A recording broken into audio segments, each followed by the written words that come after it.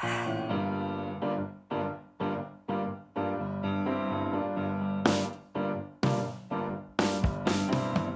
everyone, I'm Chris Wynn. Welcome to the ROKER RAPPORT podcast in association with Sunlun Community Soup Kitchen, where we are building up to our second home fixture in 5 days as we take on Crewe on Saturday, following our less than convincing 3-1 midweek win over Fleetwood Town. So to bring us up to speed with all the latest at Crewe Alexandra, we're very pleased to have the company of Tim Robinson from the Railwaymen podcast. Hello Tim.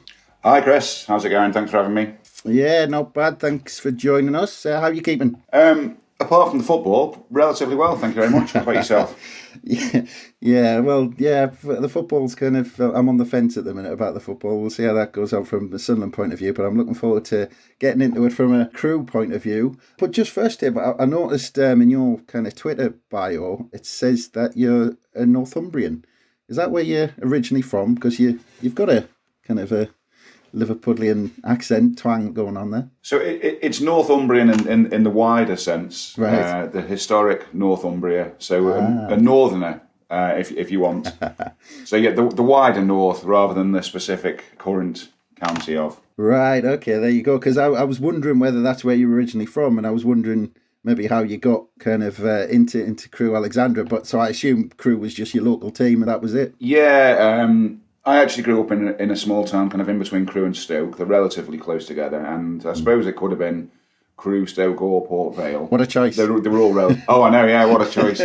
And yeah, it just happened that my dad took me to Crewe, 1988 Division 4, Crewe v Bolton, and my dad wasn't really into football, and he didn't want to take me every week. I was mad keen, and I wanted to go every game from that point onwards. And I eventually found a neighbour, and he actually was Northumbrian. He was from up the road, your dearly beloved neighbours up in Newcastle. And he lived across the road, and he was going to Crewe games all the time. So I managed to persuade him to take me along, and then that was it from that moment on. I've been going pretty much non-stop since then, so I don't know how many years that is. That'd be 34 years. And I live in Liverpool now, so I'm an exile, but I travel to most of the home games, if not all, and as many of the away games as I can get to with the usual family commitments and whatnot. Yeah, so you were brought up on Dario Gradi then, and he must have been most of your life supporting Crewe, really. Yeah, Dario took charge in '83, so 5 years before I started going, and then I never saw another manager until certainly around I think 2000. Steve Holland took over. And then he left and Dario took charge again, and then we've had a few managers since, but yeah, definitely the first sort of 18 years or so it was only just Dario. Yeah, you just can't imagine that happening now. I mean, I'm looking at my club who swap managers as much as I swap socks, and it's just ridiculous, isn't it? But we'll never. I'm sure at Crewe, actually any club will probably never see that again, will we? Well, you say that. David Artell's been there 5 years and bottom of the league, and obviously going down, and there's still no sign of us changing. So maybe he'll be the next one. Yeah. And actually, looking at ex-players and going back a bit, I noticed when I was just looking around that Kenny Lunt is assistant manager at Crewe now, because when he was a player, he was a cracking signing on one of the old Championship managers, midfielder, right centre, I think he was, along with Dean Ashton. But when we used to raid Crewe, we've had a few in that game. Neil Lennon and Danny Murphy and Kenny Lunt. It was always worth having a look at which young players Crewe had. That's it. Well, we'll come on to the details of kind of the ins and outs of the game in a bit. But as I said, Sunderland won 3-1 at home, and Crewe lost 3-1 at home in midweek to Portsmouth. And we'll get into the hows and the whys in a bit. But it was, just in general, at a high level, it was a 23rd defeat in 36 games, I think it was. I've experienced similar seasons following Sunderland like that. It's not much fun. I mean, is it just a bit relentless? Because, like I said, in years gone past when Sunderland have been in the Premier League or the Championship a few years ago, it's tough going week in, week out when it's like that. You start looking for the little victories, scoring a goal, getting a draw, decent performance, only losing by one. No, it's been tough. It's been tough right from the start of the season. We started dreadfully, and then we tailed off a little bit in the middle, and now the floor's properly fallen through and the season's deteriorated really, really, really quickly. But it's been one of those seasons where pretty much everything that could have gone wrong has gone wrong.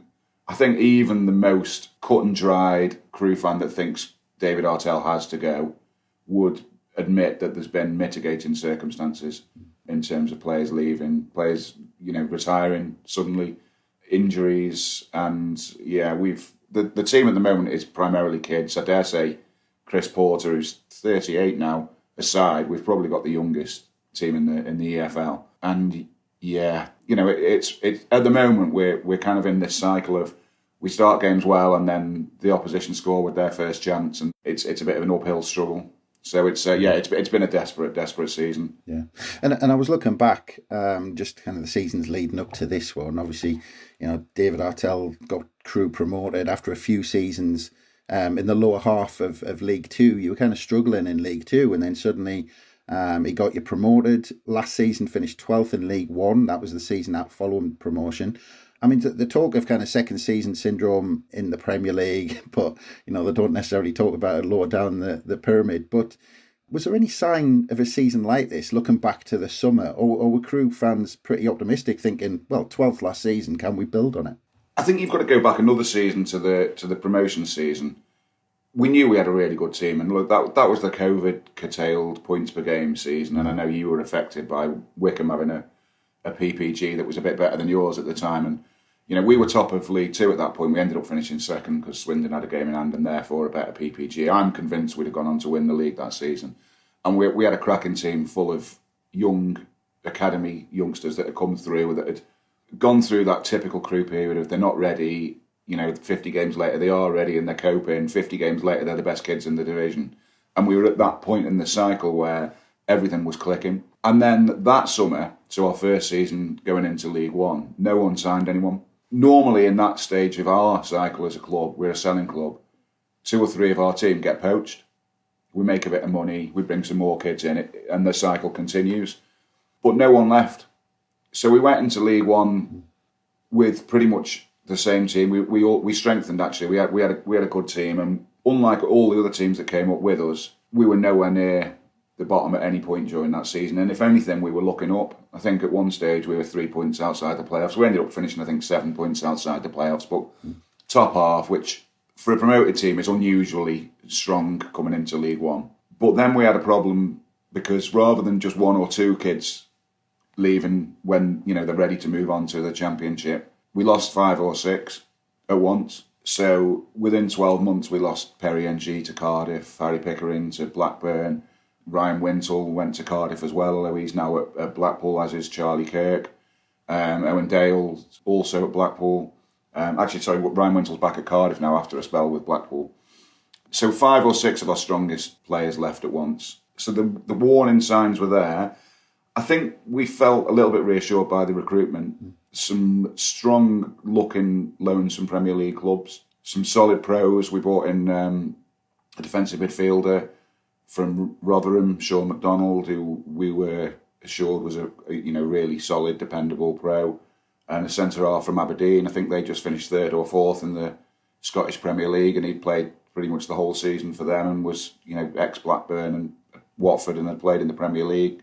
Tommy Hobben. So we felt a little bit reassured at that point, but then things started to unravel really quickly. The centre half from Aberdeen, Hobben, and McDonald, the midfielder from Rotherham, both retired, basically without kicking a ball after pre-season, but before the season started. So it kind of left us in a bit of a state. And then we had contract wrangles with another one of our star players, Tommy Lowry, who basically didn't play for the first half of the season because he was refusing to sign a new deal because there was a disagreement about the release clause value. I think the agent was keen for a release clause to be in there at a level that we just couldn't countenance.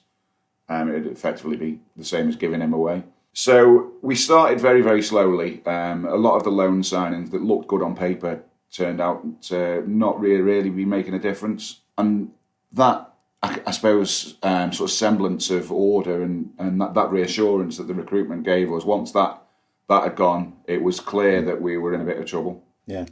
Well, I was going to say, it started off with a run of kind of 1 win in the first 15 games of the season, so you're in kind of deep trouble kind of from the off. But I'm interested to know, obviously we'll talk about kind of where the fans are now in a bit, but after those kind of first 15 games, 1 win in that run, and you were kind of rock bottom, I mean, what was the reaction at that point on the terraces? Because I was looking at that thinking from a Sunderland point of view, I couldn't imagine, a manager surviving that, or going on a run like that. I mean, whatever division, whether it was the Championship, Premier League or what. I mean, was that kind of the noises coming from the terraces, or, the circumstances you've described were people kind of just accepting that, yep, okay, well, issues have come up, so it's understandable. I think we're a relatively patient club and we're a development club. And I think that development has got to count not just for the players, but also the coaching staff and the manager. I think we're a club that believes that people have a right to make mistakes and get things wrong. And I think because of that, there was an extraordinary level of patience with the team and the manager. Look, I think most of us we're pretty savvy. We know where we are in the greater scheme of things. We know that our best level is, a lower Championship club, and that's when all the chips fall right and you've got once-in-a-lifetime legend like Dario Gradi in charge. In the greater run of things, we're a League Two club or maybe a League One club. So in the circumstances we were in, where at least half of our team had left and we were scrapping around trying to replace them, we knew that it was going to be a tough season, especially, as you say, once the season started the way it did. I think as that kind of run of 15 games with one win went on, there were more and more, I would say at that point, minority voices calling for the manager's head. I think as the season's progressed, that's certainly, if you believe social media and sort of take your temperature from that, you would say that there's a majority calling for the manager's head now. In the ground, things haven't really turned. There's been a couple of incidents. We got beaten fairly comfortably away at Accrington 4-1 a few weeks back. And I don't know if you've been to Accrington, but that away terrace where you've got the tunnel right by the away end is not a nice place to be if you've been given a gubbin as an away manager and an away player, because you have to walk right past your own fans. That was a little bit spicy. But by and large, there's been boos, there's been some jeers. I would still say the majority are there's more of an apathy than an anger, I think, because there's a large proportion of the fans that say, yeah, the manager's not done well this season. He's made some mistakes. Some of his recruitment's been poor. Some of his tactical decisions have been baffling. But the wider issue is that we're a small and selling club that have sold a lot of good players, and the players that have come in to replace them will be good players, but they're not yet. So you could sack the manager and spend a lot of money replacing him, and he'd still have exactly the same problems, or he'd go out and spend a lot of money that the club doesn't have, and then that would cause longer term problems.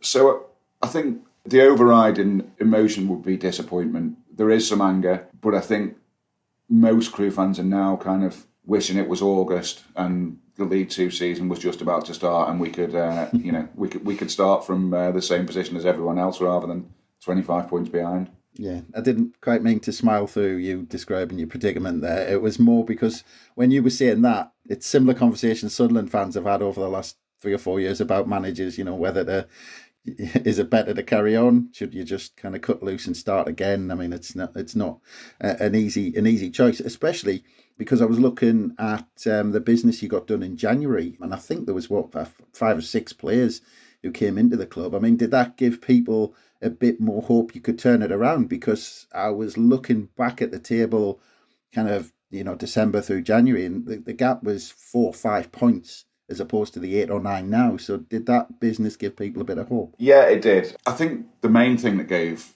people a bit of hope was we signed players, rather than just continually going for loan players that, they come in, they might have a couple of good games, they probably will be gone, you never see them again after the 6 months that they're there, if they last that long. We made some permanent signings on, 18-month contracts, and that's a relatively big commitment for us. And the type of players we were signing looked like they could make a difference to our season. We'd primarily been playing a 3-5-2 formation, but we didn't have any wing-backs, so we were reliant on square pegs in round holes to fill the wing-back positions. And we went out and we signed a young wing-back on the left side from Chelsea and a lone wing-back from Arsenal for the right. And they both came in and looked very, very promising. Unfortunately, within 2 or 3 games, they both picked up long-term injuries. The other business we've done, we've signed a couple of strikers, one from Holland and one from Oxford, and I believe we actually paid money for him. They've looked promising. They've not really made huge difference, I have to say. They've been relatively peripheral, but I think with both of them, there's something to work with in the sort of medium to long term. So hopefully one of them will end up being the League Two top scorer next season. Yeah, I mean, the biggest deal from a Sunderland point of view that Crewe did in January, I saw that Callum McFadden left to join Wrexham to join up with Phil Parkinson again. I mean, did he leave to get more first-team football, or was it the cash that Wrexham seemed to be thrown around in the National League? It's a strange one, Callum McFadden. We saw the reaction from the Sunderland fans when we signed him, and it was overwhelmingly negative. And we were of the opinion. I remember one lad sort of put, "Oh, he's the worst player we've ever had at Sunderland." And I remember thinking, well, that's all well and good, but the worst player Sunderland have had is probably in the sort of top 10 or 20 at Crewe level, so he might not be actually that bad. You'd be surprised. And then it took about 3 games before we realised that he was hopelessly out of his depth. There was one game, I think it was MK Dons at home, where we lost 4-1, and no word of a lie, he was at fault for 3 of them. And he just seemed incapable of getting close enough to his winger to stop the winger putting a cross in. And there were 2 or 3 games around that time, and it was like carbon copy goals that were getting scored against us from his side, and then we never saw him again.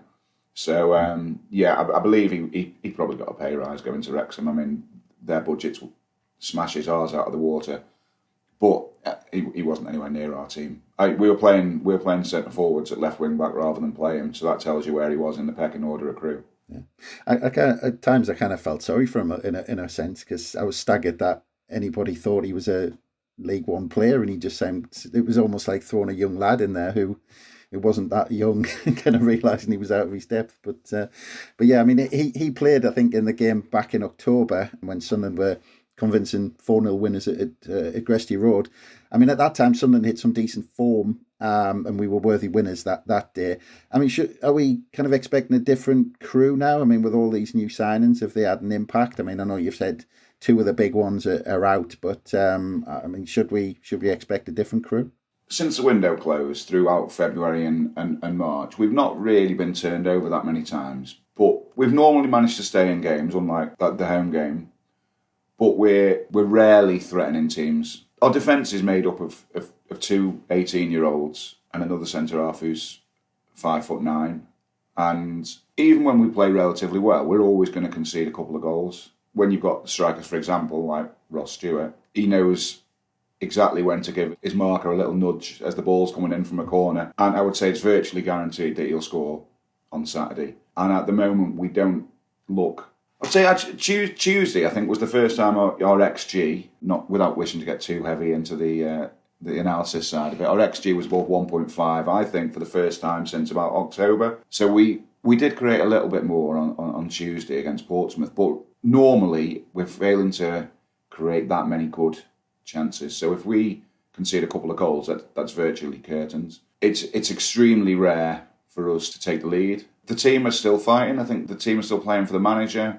But we are, I think the kindest way of saying it would be limited and inexperienced. So I'm going on Saturday, but I'm thoroughly expecting that we'll get beaten. I'd be surprised if you give us a proper gubbing, because, as I say, we're generally in games and we're generally competing. We're just limited. But I'd be shocked if we got anything out of the game. Well, yeah. I mean, I was looking back as well. This is actually, I was surprised. It's only the 15th meeting between the two sides. Crewe have won once out of those 50. Those 14 games. I remember that game, 3-0 at Gresty Road. Seth Johnson. Yeah, it was back in 2003. Dean Ashton and Steve Jones completely took us apart. I mean, in terms of this weekend, though, I mean, you were talking there that you might be a bit more positive in midweek, but that was at home, maybe kind of expected if you kind of just kind of going for it to get the points towards the end of the season. But I mean, does David Artell kind of change his approach? Because I was looking, Crewe have lost 13 out of 18 on the road this year. I mean, is he one to say, right, well, we're going up to Sunderland on a Saturday, let's park the bus? Or at the moment, do you think there's more of an outlook to say, look, we've got nothing to lose, let's go for it? I'm pretty sure, unless there's injuries that mean we just don't have the numbers, I'm pretty sure we'll play 3 at the back with wing backs.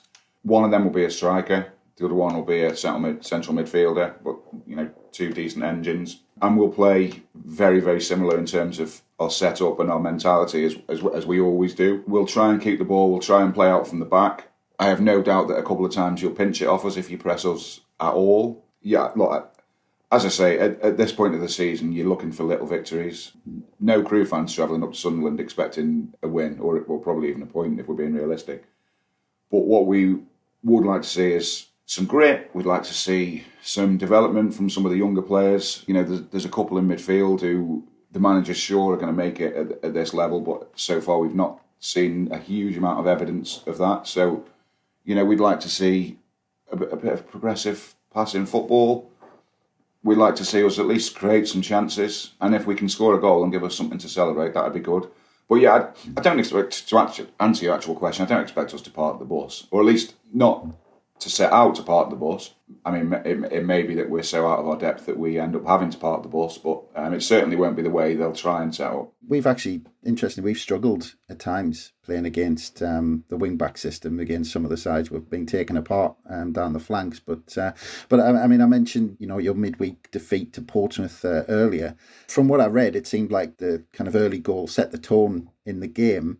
But I mean, how was the performance in the game? I mean, even though you got beat 3-1, you mentioned the XG. Are they going into it with a bit of positivity, thinking, well, actually the performance wasn't that bad, or did Portsmouth just kind of steamroll you during the week? It's a tricky one, really. I mean, as you say, they scored very, very early on, and it was a good cross, to be fair, and the centre-forward just beat his man and headed it in. And actually all three goals were very close-range finishes and crosses. I think they were all headers. And they could have had a couple more from the same route. So if, you know, Patrick Roberts or someone's going to, put in a few crosses, then Ross Stewart could have a field day. But it sounds stupid to say. If you take those goals out of the game, we had a lot of the ball. We moved it around quite nicely. We created some chances of our own. I would say parts of the game were a step up from what we've seen previously. But when you're at the bottom of the table and confidence is low and things have been going against you pretty much all season, you can't really afford to give away cheap goals from set pieces and corners, because it destroys any momentum that you've built up. And certainly when they're early on in the game, you know, we knew Tuesday was going to be a tough game against some good, wily opponents. So going the goal down in a couple of minutes is extremely difficult. And you know, even if you say, all right, well, we survive until 20 minutes, Portsmouth, once they were 2 up, they kind of took their foot off the gas. They knew that the game was won. And part of you thinks, if it had been closer, would they have stepped up another gear? And that's a possibility. So, look, there were positive signs, but those positive signs are in a desert of death and desolation. So they're quite hard to find, really.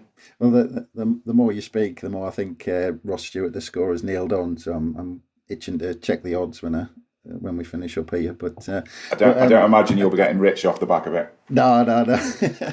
but yeah, I mean, just on that though, I mean, talking about that hope, I mean, during the week, as I said, it was, you know, less than convincing performance by us against Fleetwood. I mean, Fleetwood, first half, you know, they were kind of a team struggling for form. They hadn't won in the last 5 or 6, I think it was.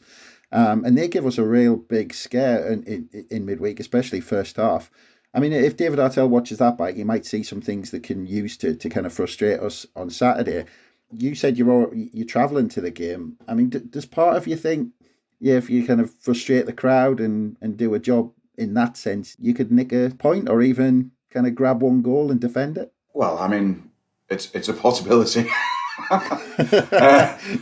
Yeah, no, I mean, strange things have happened in football, but you'd have to have a serious off day, I think, to really, you know, for 90 minutes not create enough chances to put us away. I've no doubt that the 3 centre-halves we're playing with will be decent next year in League 2, and I dare say that a couple of them will play at a higher level than League 1. But the reality is that we've got one 18-year-old just turned who's got 7 games under his belt, another one who's got maybe 8, and then the third centre-half's a little bit more experienced. He's played about 60 times. And then we've got wing-backs who are a striker and a midfielder.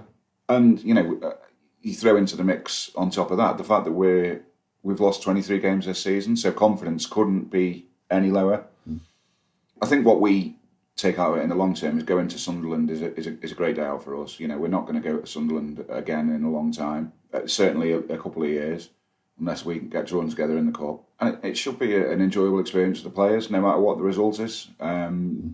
Most of them aren't going to get to play at a ground like yours for a couple of years at least as well. So I hope that inspires them. But realistically, trying to predict anything other than a fairly routine home win is verging on the unrealistic. Well, I've followed Sunlun for well over 30 years, and it's always these games that make us more jittery than the others. So yeah. I mean, what one player I wanted to mention, actually, I saw that Mikkel Mandren was in the goals again this season. His second top scorer with 6 this season, but he picked up a knee injury at the beginning of last month. I think, from what I've read around the lines, he's missing still on Saturday. But how was he doing before the injury? Because I mean, obviously second top scorer, and he's been injured for the last month. Last season, he was probably my player of the year. He was excellent. At his best, he's a target man and line leader of the calibre that we rarely get at Crewe. This season, he's struggled. I think he's been carrying a knock. Obviously, he's out now with a more serious knock, and he's basically been starved of service for a lot of the season. You know, he's come from having played a system with Charlie Kirk and Harry Pickering on one side and Owen Dale and Perry NG on the other side, you know, feeding him tap-ins, and now he's kind of, you know, getting balls lumped up to him and having to scrap.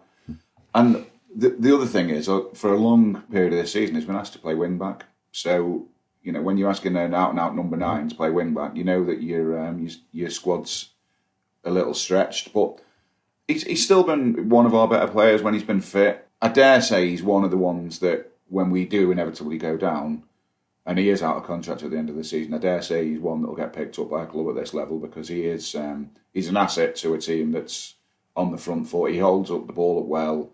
His link-up play is pretty good. He's relatively mobile. I mean, he's not the quickest, but he gets around. You know, he gets into the channels. He competes, and although finishing isn't, I would say, an out-and-out strength, he does get his fair share of goals as well when the chances are being created. So he will be an asset for someone in League One next season, I think, but I don't think he'll be with us. Yeah, I noticed he was stolen over a new contract. I mean, usually something like an injury makes people put pen to paper, but I wasn't sure whether he had yet or not. So I assume that's still rambling on. I'm pretty sure he's had a contract in front of him, and you know, we've been shoving the pen under his nose pretty much all season, but he hasn't signed it, and I dare say he won't now. I think there'll be enough suitors for him at League One level willing to pay him twice what we could. I think it's fairly inevitable that he'll move on. Yeah, as we said, he's going to miss out this weekend. But is there anyone we should be wary of this weekend going forward? I mean, is there anyone worth sticking a quid on to nick a goal for Crewe? The most likely scorer is probably Chris Long. He's probably been our most consistent forward player in the second half of the season. He leaves it all out on the pitch. He's a quick lad. His finishing's good. He's a bit greedy at times, but I don't mind that in a striker. I would say he's undeniably our most likely scorer. If you want one at a price, I'd give you Conor O'Riordan, 18-year-old centre-half, has come through the academy. He goes forward for set pieces. He's a big lad. He'll get his head on stuff. And he's not scored for the club yet, but he hit the bar from a set piece on Tuesday against Portsmouth, and I dare say you get somewhere around 50-1 for him. So he's sooner or later he's going to pop up with a goal. Let's hope it's on Saturday, eh? Yeah. Well, I mean, on the back of one win in 11, I mean, you've said, you know, everything, confidence is about as low as it's been, but I mean, do you still hold any hope of staying up this season, or are you already, your mind already into next season? Already into next season. I suspect we'll be the first team relegated, certainly in England this season. Looking at the fixture list, we've got you coming up as well. It's difficult to see where the next point, never mind the next win, is going to come from.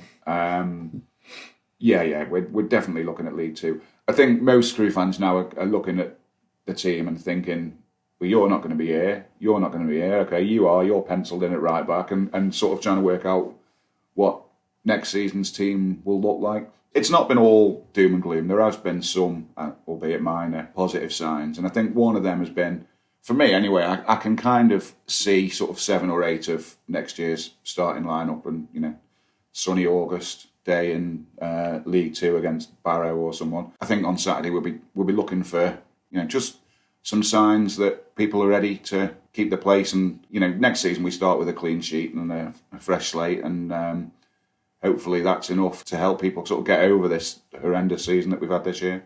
And I assume you're fully expecting David Artell to be the man to try and get you back up next year. It's difficult to know. We changed owners a year and a half ago. We got a new chairman, Charles Grant. With the old lot, I think they'd have had pretty much endless patience, and I'd say definitely Dave Artell will be in charge. I think with the new guys, it's difficult to be as sure, but I kind of think once you got to this stage, you know, we're down now. There's no way we're coming back from this. There's almost no point changing it. If you were going to do it January the 1st, when you've still got half a season and a transfer window to go for, I could kind of almost see the logic in doing it. I don't really know. For all his faults, Dave Artell's got a proven track record of bringing academy kids into the first team, developing them, and then forming a team that can get promoted out of League Two. So I think he's probably the man for next season, despite the fact that this season has been horrendous. Yeah. Well, you said you're making the trip up to Sunlun this weekend. I mean, I assume you've been up before. Is there going to be a good following from Crewe? Are you not alone in looking for a good day out? Put it this way, I think there was a group of sort of 10 or 12 of us that were going to games at the start of the season, and last night we were down to 2. Right.